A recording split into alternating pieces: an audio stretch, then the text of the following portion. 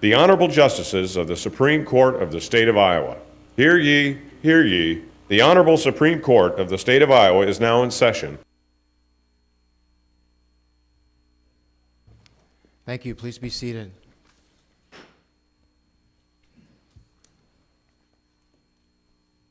And good morning. We have 3 cases will be submitted. Those cases are Tom Brakke and Rhonda Brakke doing business as Pine Ridge Hunting Lodge versus Iowa Department of Natural Resources. Second case is Myria Holdings, Inc. and Subs versus Iowa Department of Revenue. And the final case is Judith Ann Chapman concerning John Kendall Wilkinson, Jr. That last case is now submitted to the court without argument, and we'll hear the arguments in the first case. Mr. Dorff.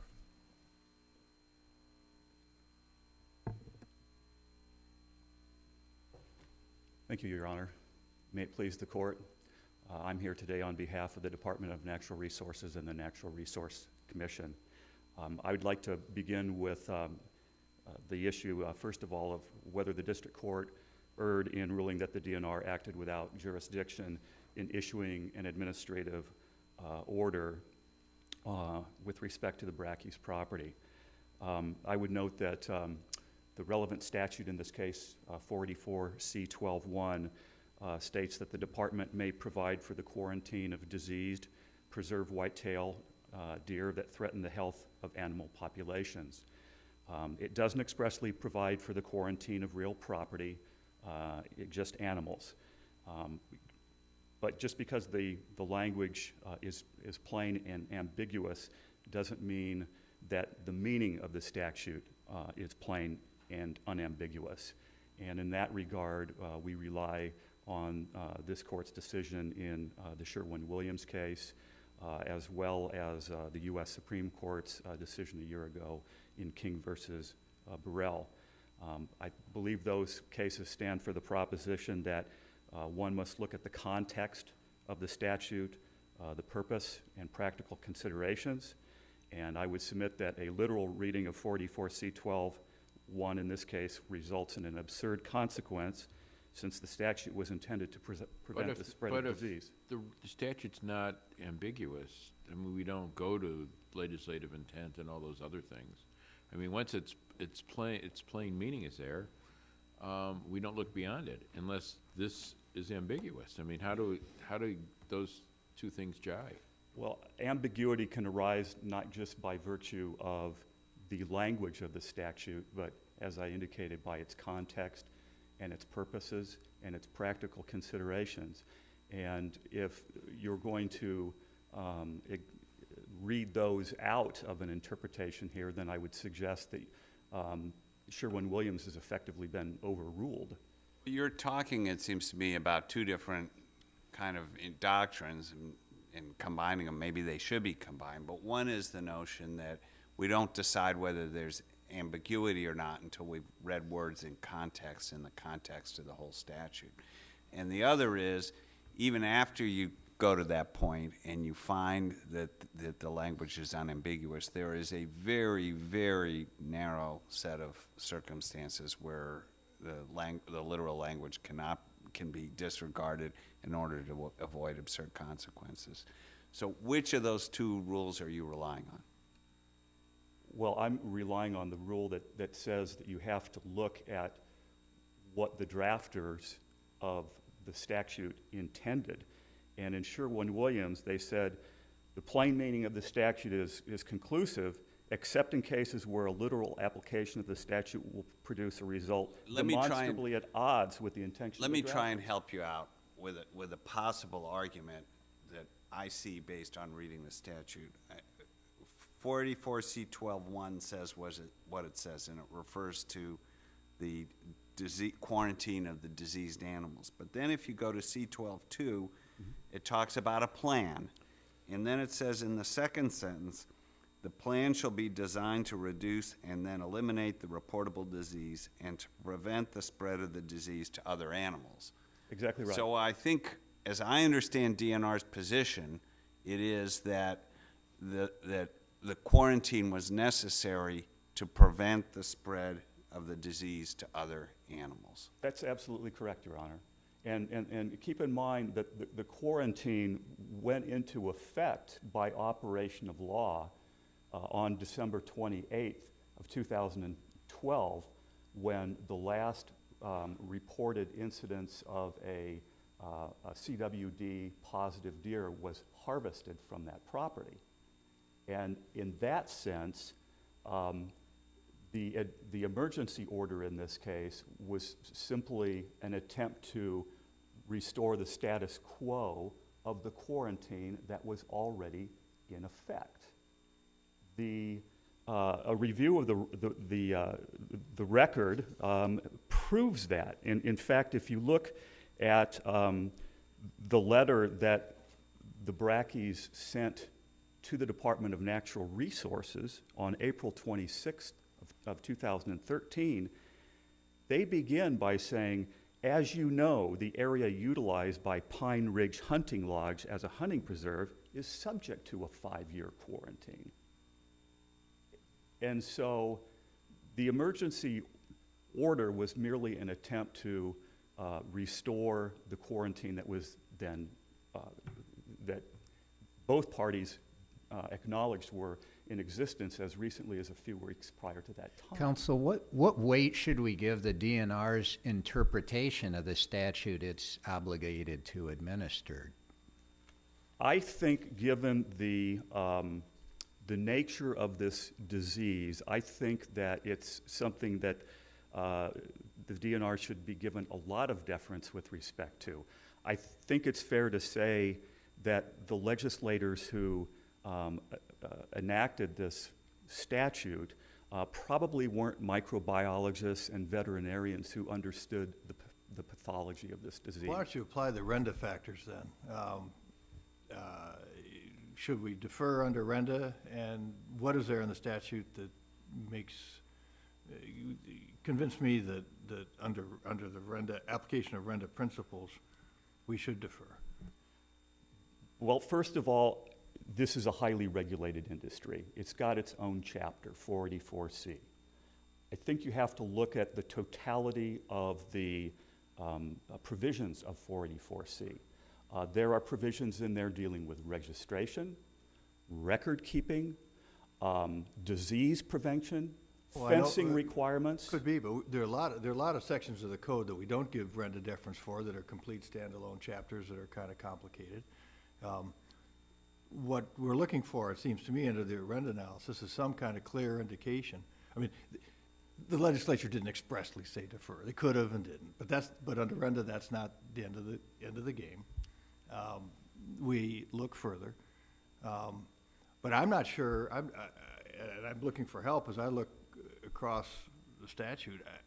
I'm not finding a whole lot to support the view that RENDA deference is appropriate, based on implication, if you will. So come back and help me out. I understand you say it's complicated, and it is complicated. And yes. The science is complicated and so forth. But the RENDA rule doesn't say where there's complicated science we defer. I think that that's more of a common sense construction of the statute. If the legislature was so concerned about having fences up, it was concerned not only about deer being kept on the property, the preserved white-tailed deer, but they were also concerned about wild deer possibly getting onto that. So I don't know that there's anything complex about that particular interpretation of the statute. Let me ask you about other state regulation. I mean, I gather, this is a significant issue across the Midwest. I gather. I mean, it's indeed even a national issue, and so we have our statute that, at least in part, seems to be kind of narrowly crafted. I do understand you want context, and I think our cases support that to some extent. But are there other statutes that expressly authorize quarantine, and if so, what are their scope? Or is the Iowa quarantine at the cutting edge of regulation? Well, I don't believe there's any cases that we've actually cited in here, but certainly other states have been very proactive with respect to regulation of hunting preserves and the fear of chronic wasting disease. There are a couple of cases that are cited in the takings portion of our brief, the Buman case and the Kafka case, both involving elk hunting in the state of Montana. And in those particular situations, the Montana legislature actually chose to make fee hunting on those preserves illegal. Well, let me be more direct, maybe. The remedy that you're seeking strikes me as quite muscular. And as I read the statute, I'll just tell you, I mean, I read the statute, certainly, when I focus in on the statute, I'm inclined not to go with your position, frankly. When I read some of the language, that doesn't really cut in your direction. But you invite us to take the broader perspective, and I accept that, and I think we've done that in a number of cases. But the position you're arguing for is a very strong regulatory position, and to suggest that we should read the statute by context to put in this real muscular provision strikes me as a bit of a challenge to your position. Well, it's a strong provision because the disease and the science that of the disease suggests that it can persist in the environment for a long period of time. And so if the result is to protect, if the intent is to protect the wild deer in this state from getting this disease, then the muscle has to be there in that statute. Isn't it the legislature's job to put the muscle in the statute? I mean, if you have all these studies now, and you've had all these things for a few years, I take it, although the science is evolving when you read this stuff, why didn't the DNR go back to the legislature and say that we need the authority to quarantine this land because the land will still, wild deer may come across carcasses or other things on the land and spread the disease? I mean, isn't that the way to approach this thing? If you think it is, rather than making these regulations because you think this may help? Well, I think it still comes back to whether the legislature intended that the DNR have that authority in the first place. And again, I don't think we can just presume that the legislators knew how this disease or any other disease spreads. When they were given the authority to quarantine, I think the suggestion was that they would. I mean, I'm maybe this is pure guesswork, but I'm guessing that DNR had a role in drafting this statute. Am I wrong? I don't know the answer to that, Your Honor. Let me ask you a question this way. Even if we find that the statute authorizes or potentially authorizes this quarantine, don't we have to, since this is a review from an administrative order and you can't just issue an arbitrary and capricious administrative order, don't we have to find some scientific basis for what DNR is requiring? And there seems to be a lot of disagreement on this. I certainly remember 15, 20 years ago, everyone was very concerned about prions. There were people that wouldn't eat beef and that sort of thing. But science has evolved since then. Do you agree that there also has to be a scientific basis in addition to a statutory basis for DNR's order? Yes, I do. And I think that there is a scientific basis there. And yes, I know that the record was replete with lots of testimony about how dangerous or not dangerous this disease is. But I think that the greater weight of the expert testimony in this case suggests that it's certainly something you want to do your best to prevent the wild deer from getting in the first place. And in that sense, I think the remedy in this case was the imposition of this 5-year quarantine. Well, let's talk about the takings issue. Okay. In what time you have left. And I want to talk about Penn Central in particular, Sure. if we can. It's a fact-intensive, three-prong test. Right. The first prong, dealing with what kind of alternate economic use might there be in light of the regulation. And I know that there's been some briefing on this point. But we're dealing with property in Davis County. It has been used, at least in recent past, as a preserve. There was testimony in the record, as I understand it, that the value of the property declined by some 16% or whatever it was. But I want to focus in on actual alternate uses. And what does the record show on that? I mean, you could speculate, I suppose, it could be used maybe for pasture, or depending on the topography and whatever.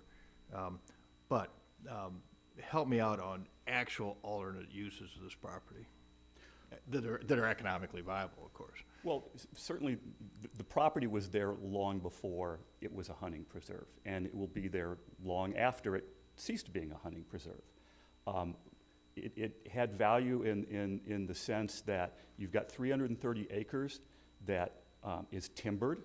There's certainly timber that could be cut from that property. It could be pastured. There's a hunting lodge there, which could be used for, let's say, having turkey hunts down there, or maybe just open it up to naturalists who want to come to the property and spend a night and be able to watch wildlife from there. I don't know that there's any row crop potential. This being in southern Iowa, there's certainly lots of hilly land that may not be good for row crop, but it certainly has value apart from its use as a hunting preserve. And I think you're absolutely right, and I think the district court was, for the most part, correct on the takings analysis here. This isn't a categorical taking where you would use the Lucas or the Loretto. We don't have those types of factors. In Tahoe, cited in my brief, that established that where there is a regulation that exists for only a period of time, the appropriate test is Penn Central. Well, I think so, but there's one feature that I want to explore with you further, and that is, okay, under Penn Central, the government's legitimate interest is one of the factors, of course, and there's no doubt that reasonable government regulation is a factor that tends to cut against a taking. But there's a qualifier, and I'll put it in a colloquial way: you can regulate, but you can't clobber. Sure. And the notion, I think, on the other side is, well, okay, I don't think anybody would deny that there's a degree of state interest in the health of the white-tailed deer population. But that doesn't mean you can pull out a giant cannon to blast the fly away. And here, under the record as I understand it, there surely was an issue. You have, three deer that have been, or do I have the number wrong? I don't know. But you have some deer that were on the property that were infected. But do you really go from there to the kind of a complete 5-year quarantine to protect the soil from prions based on what is kind of what the other side would say? So I want to give you an opportunity to establish a proportionality of the government regulation. Well, I would say the requirement of maintaining a fence in that property doesn't amount to a taking, and is not much of a burden when you consider that there are 330 acres there. The fencing simply exists in a plain which takes up a very small portion of that property. The 330 acres of property is available to use for any other purpose. Wait a minute. I mean, I assume a lot of this land down there is used for pasture land, and you mentioned that. If you have a quarantine, you can't move animals in and out, right? You can't move preserve you can't move deer in or out. Well, I'm reading the emergency order, and it says the rules prohibit animal movement in or out of the preserve. So But- you can remove, you can move other animal, you could move cattle in or out, for example. Is that DNR's position? Absolutely, the DNR doesn't have jurisdiction over cattle or swine or other animals. So to the extent that it says animals, I think that that has to be construed as meaning deer or other cervid species, like elk or that sort of thing. So I would just note that on the takings analysis, in addition, the Roseacre case stands for the proposition that diminution in property value is the appropriate test, not lost profits. And the Brackes haven't pointed to a single case in which a court has held that lost profits is the correct test under the economic prong of Penn Central. I see my time is up, Your Honor. I'll finish on rebuttal. Thank you, Mr. Dorff. Ms. Brommel, you may present your argument. Thank you, Your Honor. May it please the court, opposing counsel. I'm Becky Brommel, and I represent Tom and Rhonda Brakke and their entity called McBray, Inc., who owns half of this property that's at issue. Mr. and Mrs. Brakke are here with me today. As you've noted, this appeal involves two issues. First, whether or not the department had the authority to issue or the jurisdiction to issue the emergency order in June of 2013. And second, whether that emergency order resulted in an unconstitutional taking to the Brackes for which they are entitled compensation. Do you agree that there was a point in time when the DNR did have authority to enter orders and enter into a plan? Well, in fact, the department, the DNR and the Brackes did, in fact, enter a plan in an agreement under 484C 12, number 2. Since authority did once exist, at what point did it end?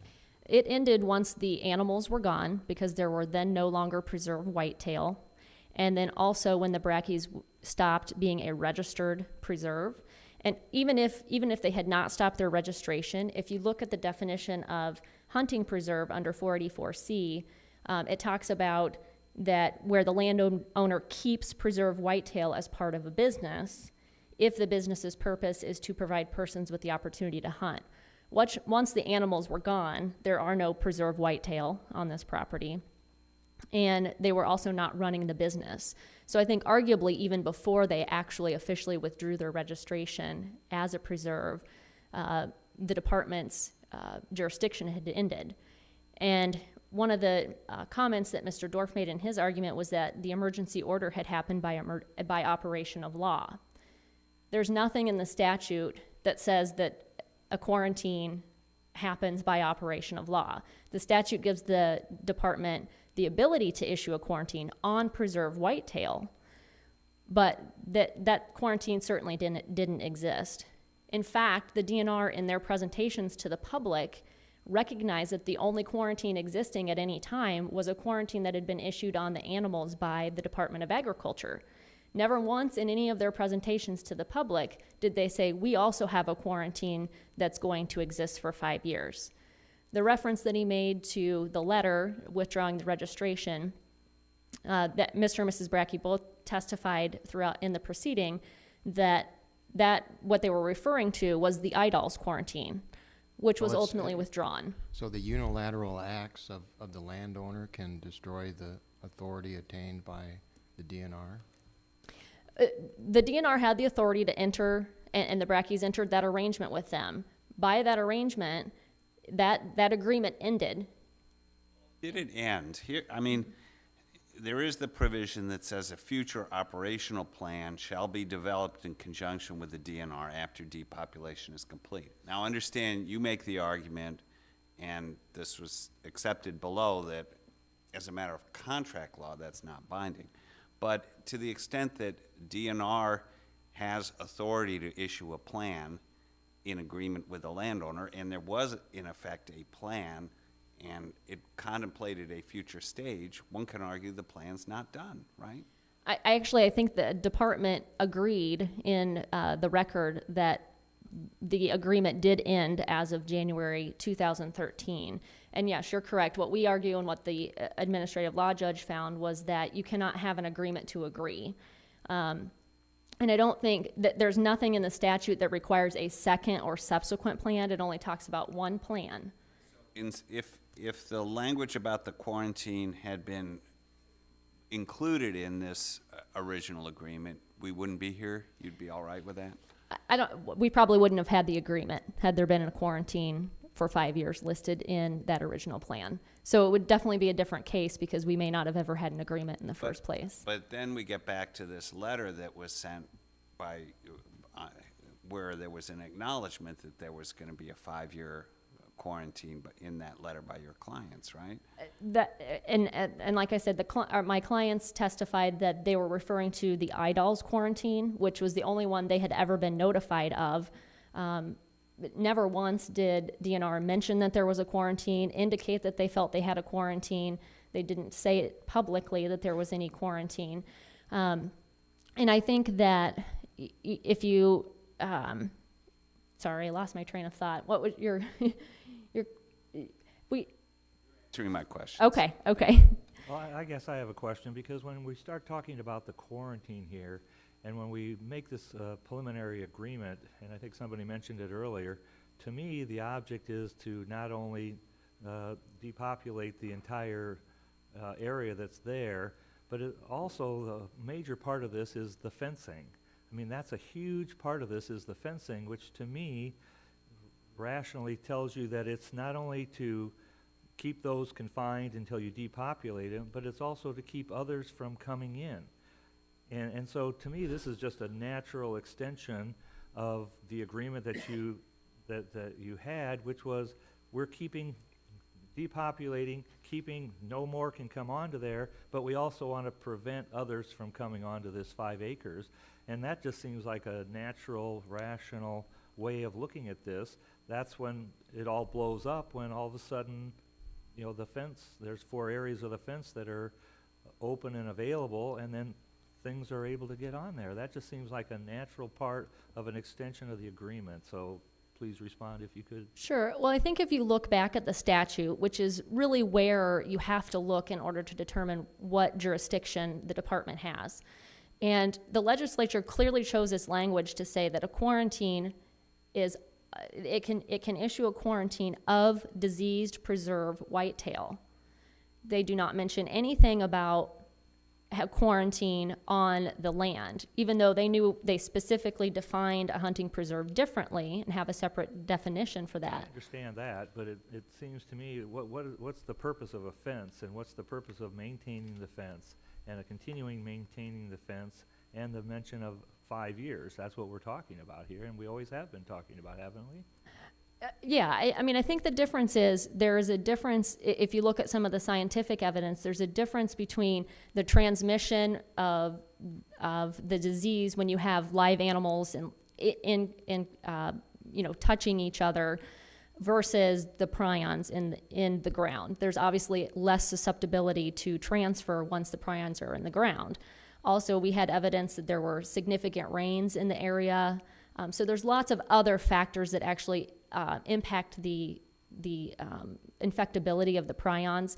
And we believe that the legislature made that choice, that they were going to choose between, we will get rid of the animals, but we aren't as concerned about continuing to keep animals off the land after those animals that were diseased are now off the land. And But that's subject to expert debate as well, isn't it? Because I thought I saw somewhere in the documentation that you could go anywhere up to 10 years or 15 years. We don't really know. And so 5 years, isn't that perhaps a reasonable amount of time for a quarantine on the land, just to ensure that we don't have any problems with this? Well, I certainly think the science is debatable, and it's developing, and has developed even since this first began. However, the legislature is the one that made that choice to decide where are we going to draw the line. And this is where they decided to draw the line. And perhaps one of the scientific factors they looked at was, even if this is in the wild, the populations of wild deer are not adversely impacted. There's scientific evidence that at most we have a 1% infection rate even when it gets out into the wild. And so perhaps, and I think we can assume by looking at the language they chose, that they decided they didn't want to prohibit or quarantine someone's land in light of the fact that there's perhaps a 1% infection rate at most. Did the legislature give the DNR interpretive authority over this chapter? Not specifically, and I think, I know one of the other justices asked about RENDA, and specifically when you look at RENDA, they, and its progeny, one of the things that the court has looked at is, did the legislature define the terms that it is providing in the statute? Here, it defined what a preserved whitetail is. It also defined what a hunting preserve is. So it did not leave that up to the DNR. Certainly, the legislature has given the department, like it gives many departments, broad authority to make rules. Can we argue that quarantine, that term, is under RENDA, that's kind of a technical term. It's not one you find elsewhere throughout Iowa law, and that as to that technical term, we should give some deference to DNR's interpretation. I think that the word quarantine is perhaps a little more technical, but when you read it in the statute, you don't have to read it more technically because it's telling you what the quarantine can be on. The legislature has said a quarantine of. So while if the statute had ended with the word quarantine, period, then we might have more deference to be given to DNR as to what that means. I mean, isn't that a little bit technical? If somebody is at Mercy Medical Center with Ebola and the patient dies or the patient leaves, that doesn't mean that if there's supposed to be a quarantine of the patient, everybody runs into the room right away, right? No, I mean, I think that, I guess what I'm saying is the legislature already limited the term quarantine by having it followed by the word on diseased preserved animals. In fact, it doesn't even, and it further says that threaten the health of the animal population. So it doesn't just give this broad authority for the department to quarantine any preserved animal or any animal. In fact, this provision even only goes to chronic wasting disease. So arguably, it does not give this broad authority to the department because the legislature specifically said quarantine on disease-preserved animals. But don't we read that with the next provision that refers to creating a plan, and they had a plan that included fencing, and if the overall goal is to prevent the spread of chronic wasting disease, doesn't it make sense that the legislature would give the DNR enough latitude to make that happen? And I think they gave them latitude in the plan, and in this case, the DNR did not place any continuing restrictions on the Brackes, and that's why the Brackes agreed to that plan, was because it allowed them to finish hunting, it allowed for them to depopulate, and so that was a choice the DNR made. And I think that goes to did everybody contemplate that the fences would remain intact, or were the Brackes free to dismantle the fences at that date?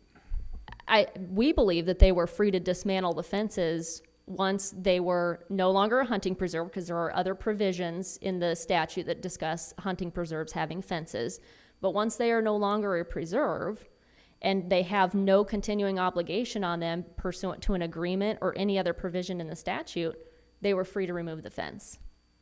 Why don't you move to the takings issue? And you heard my questions to the other counsel, and I'd like your response on two issues. One, the economic impact of the quarantine.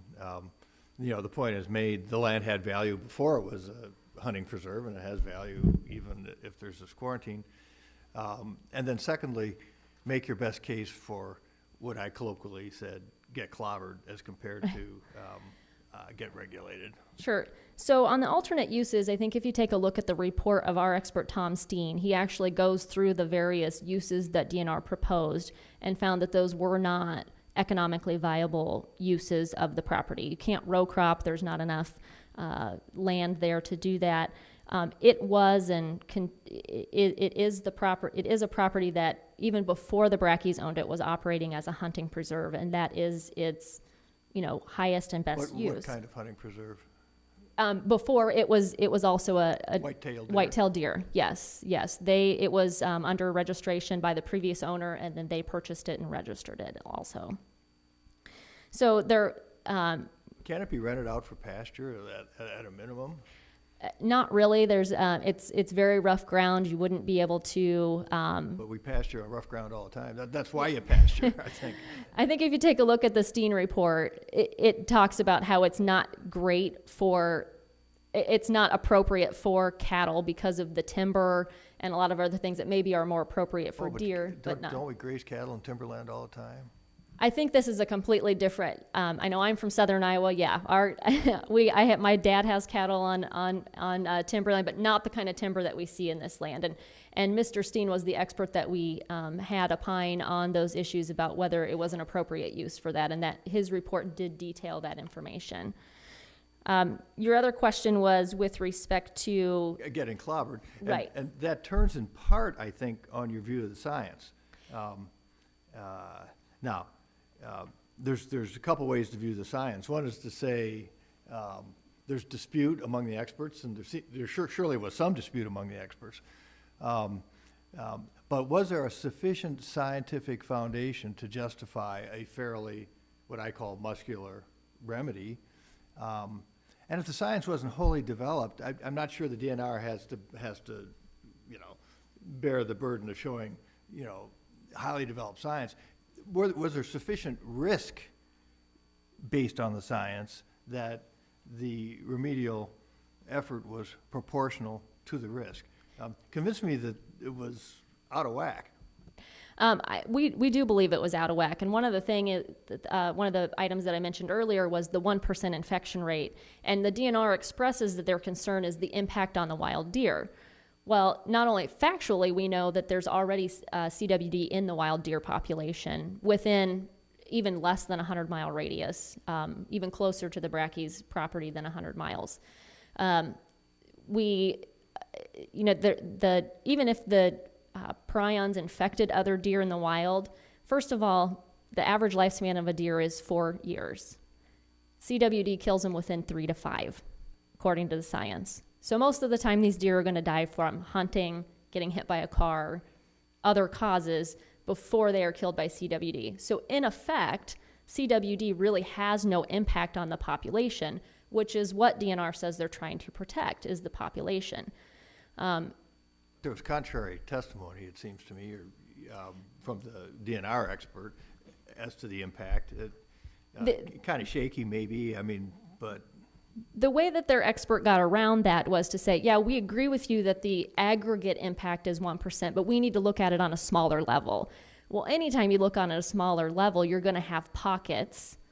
But if DNR's intent is to look at the entire state and the white-tailed deer population, they need to govern on that basis and not take this large shot. I think the other thing that's important to remember is that this property can be divided into 2 pieces and in fact is owned by 2 separate entities. There was absolutely never CWD found on the south half of the property, and yet they want to quarantine and prohibit activity on that part of the property. So that again shows sort of this wide swath of which they're trying to take, which certainly cuts against the takings argument for them. Chief, could I ask one last question? I apologize for that, but I guess just in response to that, I understand that the overall rate in Iowa may be 1%, and it's really, very minor, but here we have a very significant concentration. We have 3. Is that my understanding? We had 3 cases on this property, which is really unheard of. This is a major concentration of that, and I guess when I was reading through, and you can correct me, there may have not been any within 100 miles of that, I think you said. The only other case is maybe up in Alameda County somewhere. But this seems to me worrisome and bothersome, which may require a more muscular response, and Yeah. I'd like your response to Actually, with respect to, we don't believe that 3 out of the number that were actually tested over even if you look beyond just the final hunting season, because other animals, they always have to be tested coming out of there. So 3 over a 4, 5, 6 year time period is really fairly small. And also with respect to, there are deer in the wild, actually in Missouri, which Davis County is closer to, that are infected with the disease. So there is infection in the wild, and obviously we can't stop the deer from coming in from Missouri. There's no border patrol for the deer. So, they certainly are well within the scope of getting to the Brackes, to that site anyway, and to the other deer that are already in the wild. Okay. Thank you. Thank you as well, Counsel. Rebuttal argument? Thank you, Your Honor. I'd like to address just a couple of factual matters, if I may. The quarantine in this case, if you go back and you look at the emergency order, you see that it requires that quarantine to remain in effect through December 28th of 2017. Well, 5 years back from December 28th of 2017 was December 28th of 2012. That's when the last 2 CWD positive deer were harvested from that property. That's when the quarantine went into effect per the rule in 571 Iowa Administrative Code 115.10. The agreement that was discussed that lapsed at the end of January of 13, at that point the quarantine was already in effect. I would stress the fact that both parties were operating under the assumption that that quarantine was in effect. And I can't believe I'm hearing counsel say that they thought that quarantine applied to the breeding farm up in Cerro Gordo County. Page 680 of the record here is that April 26th letter. And again, it says, as you know, the area utilized by the Pine Ridge Hunting Lodge as a hunting preserve is subject to a 5-year quarantine. It's not just the deer, it's the area.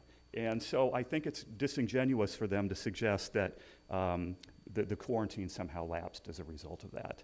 And you're telling us the DNR assumed that the fences were going to stay up for that 5-year period until 2017? Yeah, the fences, they had no idea until they received reports, and I believe it was late May or early June of 13, that the fences weren't going to come down. The Brackes had indicated their understanding that it was under a 5-year quarantine that commenced on December 28th of 2012. I guess my remaining time I would spend on the takings issue here, unless there are other questions with regard to the statutory issue here.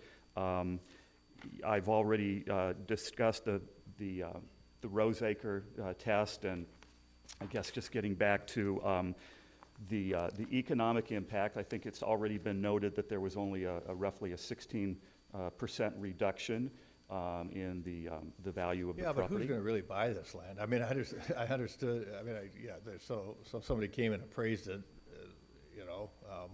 It's in the record. Yeah. So I've got a hunting preserve that's on a 5-year quarantine. It's wooded. It's in Davis County. How much credit should we give that appraisal, to be honest with you? I mean, I don't know.